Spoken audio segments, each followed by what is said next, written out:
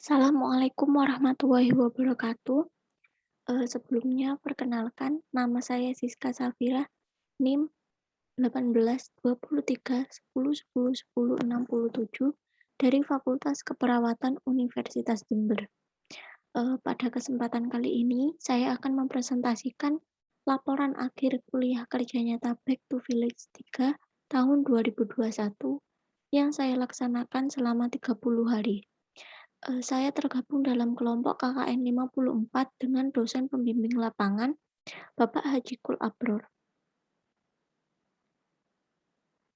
Topik pembahasan yang saya bahas ada 6, yaitu pertama pendahuluan, kedua pra-KKN, ketiga permasalahan, keempat pelaksanaan KKN, kelima hasil dan pembahasan, dan yang keenam kesimpulan. Baik, topik yang pertama yaitu pendahuluan. Di mana sasaran pada kegiatan KKN saya yaitu 7 orang siswa yang terdiri dari 6 siswa TK dan 1 siswa SD tingkat awal beserta orang tuanya. Kemudian untuk waktu pelaksanaan KKN pada tahun ini hanya dilakukan selama 30 hari yang dimulai tanggal 11 Agustus 2021 dan berakhir pada tanggal 9 September 2021. Kemudian untuk lokasi pelaksanaan yang saya pilih yaitu di Dusun Kebonsari, RT 023 RW 003, Desa Tempe Tengah, Kecamatan Tempe, Kabupaten Lumajang, Provinsi Jawa Timur. Kemudian untuk topik yang kedua yaitu pra-KKN. Pada pra-KKN terdapat 2 tahapan yang saya lakukan, di mana yang pertama saya melakukan pengurusan perizinan kepada kepala desa dan kepala dusun. Kemudian yang kedua, saya mengidentifikasi permasalahan di desa. Saya memulai identifikasi dengan melakukan wawancara dengan kepala dusun, ketua RW, sekretaris Gebangmas, dan kepala sekolah TK Muslimat NU Tempe Tengah. Setelah saya melakukan wawancara, saya menemukan suatu permasalahan, yaitu di mana selama pandemi COVID-19 yang mewabah di Indonesia, menyebabkan proses pembelajaran siswa beralih ke pembelajaran daring atau online yang dilakukan dari rumah masing-masing. Kemudian adanya perubahan tersebut menimbulkan problematika atau masalah baru, terutama bagi pendidikan anak usia dini dan taman kanak-kanak, di mana anak usia dini seharusnya menggunakan metode pembelajaran bermain sambil belajar. Permasalahan lain yang dihadapi yaitu kurangnya pemahaman orang tua menggunakan gadget, kemudian sarana dan prasarana pembelajaran yang kurang memadai. Selain itu beberapa orang tua juga tidak memiliki cukup waktu untuk mendampingi anaknya selama proses pembelajaran di rumah karena harus bekerja atau mengurus, pekerjaan rumah tangga. Oleh karena itu, saya sebagai mahasiswa sekaligus sebagai agen problem solving berusaha untuk menerapkan program kegiatan kuliah kerja nyata atau KKN Back to Village dengan tematik program literasi desa pada masa pandemi COVID-19 di Desa Tempe Tengah.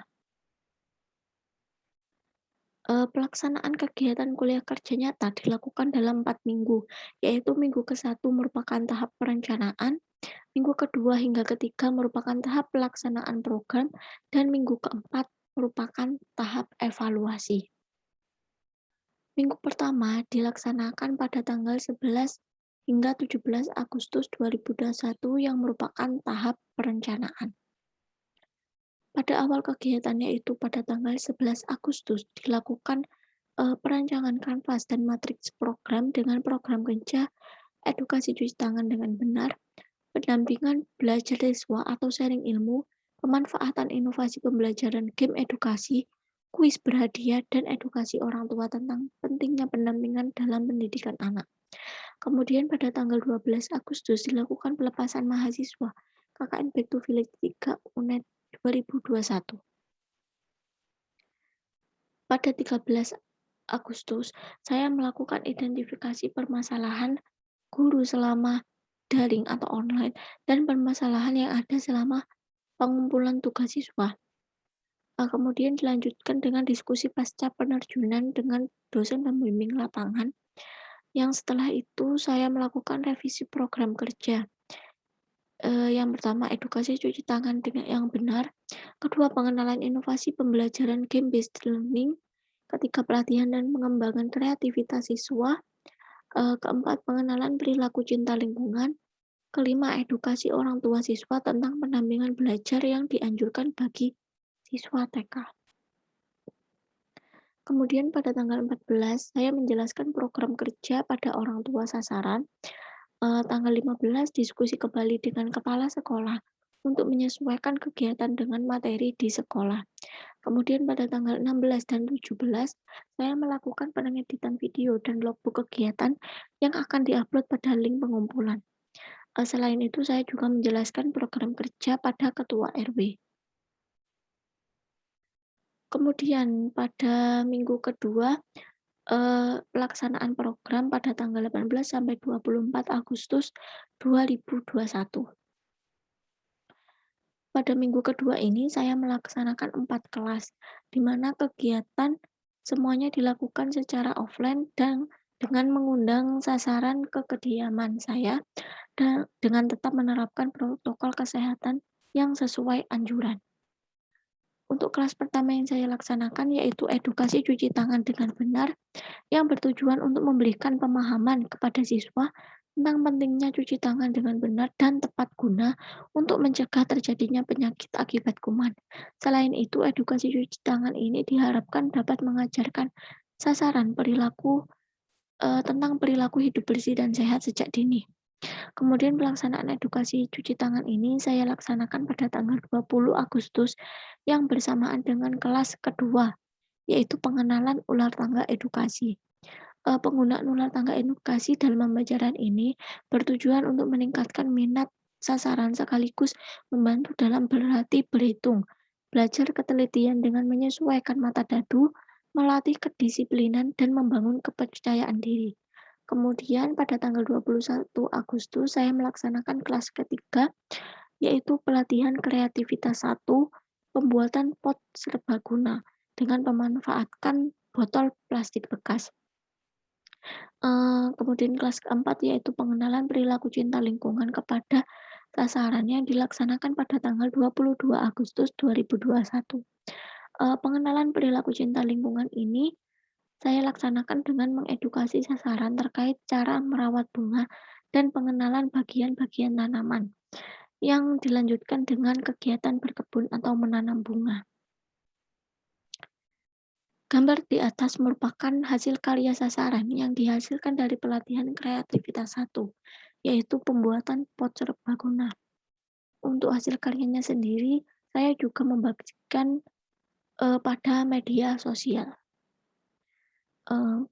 Baik, selanjutnya minggu ketiga, yaitu tahap pelaksanaan program pada tanggal 25 hingga 31 Agustus 2021. Pada minggu ketiga ini saya melakukan beberapa kegiatan, yaitu yang pertama, saya melakukan beberapa kegiatan seperti diskusi dengan kepala sekolah terkait literasi digital sekaligus mengenalkan game online edukasi kecil. Kemudian pada tanggal 26 Agustus 2021, saya melaksanakan kelas kelima saya yaitu pengenalan game edukasi online kecil kepada sasaran secara langsung. Selain itu pada minggu ketiga ini saya juga menyusun berita desa dan melakukan publikasi pada media massa Kompasiana dan Jatim hari ini. Selanjutnya pada tanggal 30 Agustus 2021, saya melaksanakan kelas ke-6 yaitu pelatihan kreativitas kedua, pembuatan string painting.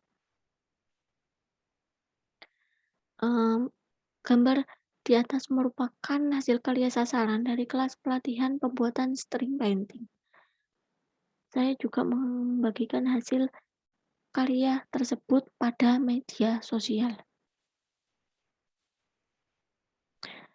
Selanjutnya minggu keempat atau tahap evaluasi yang dilaksanakan pada tanggal 1 hingga 9 September 2021. Pada tahap evaluasi ini saya melakukan edukasi terkait pentingnya pendampingan belajar pada siswa anak usia dini kepada orang tua.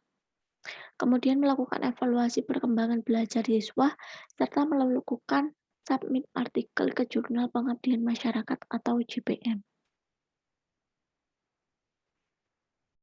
Berikutnya merupakan hasil dan pembahasan.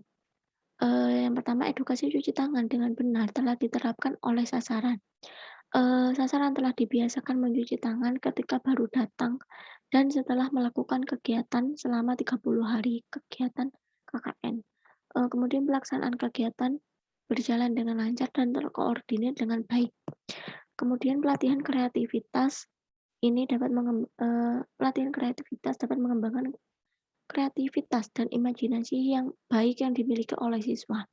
Pelaksanaan dapat berjalan sesuai rencana, meskipun dalam pelaksanaannya terdapat beberapa kendala dalam ketertiban siswa selama kegiatan. Kemudian inovasi pembelajaran game-based learning berjalan sesuai rencana awal, di mana sasaran merasa sangat antusias dalam permainan edukasi. Sasaran menjadi lebih bersemangat ketika terdapat saingan belajar, sehingga siswa menjadi lebih berusaha untuk memecahkan setiap pertanyaan yang diperoleh. Meskipun terdapat kendala dalam pelaksanaannya, yaitu terkait banyaknya jumlah siswa dalam permainan ular tangga, tetapi pelaksanaan kegiatan tetap berjalan dengan lancar. Kemudian sosialisasi perilaku cinta lingkungan dapat mengajak siswa untuk mengenal lingkungan sekitarnya dan membantu siswa dalam mempelajari pertumbuhan tanaman dengan melakukan pengamatan pertumbuhan bunga yang ditanam selama di rumah. Baik dari pemaparan yang saya lakukan, saya membuat suatu kesimpulan, di mana pelaksanaan kegiatan kuliah kerja nyata yang dilaksanakan sebagai wujud pengabdian kepada masyarakat melalui program literasi pada masa pandemi COVID-19 selama 30 hari pelaksanaan mendapatkan beberapa hasil sebagai berikut. Yang pertama ini minat belajar sasaran meningkat dibandingkan dengan sebelum pelaksanaan kegiatan pembelajaran menggunakan game-based learning. Sasaran menjadi lebih bersemangat dalam belajar membaca, menulis, dan berhitung yang dimodifikasi ke dalam bentuk permainan. Selain itu, orang tua juga mendapatkan edukasi serta informasi tentang pentingnya pendampingan anak usia dini selama belajar di rumah. Selanjutnya, kelancaran dalam pelaksanaan kegiatan kuliah kerja nyata yang saya lakukan selama 30 hari ini berkat dukungan dari beberapa pihak. Oleh karena itu, saya mengucapkan terima kasih kepada sasaran saya, yaitu siswa TK dan SD tingkat awal beserta orang tua sasaran terkait.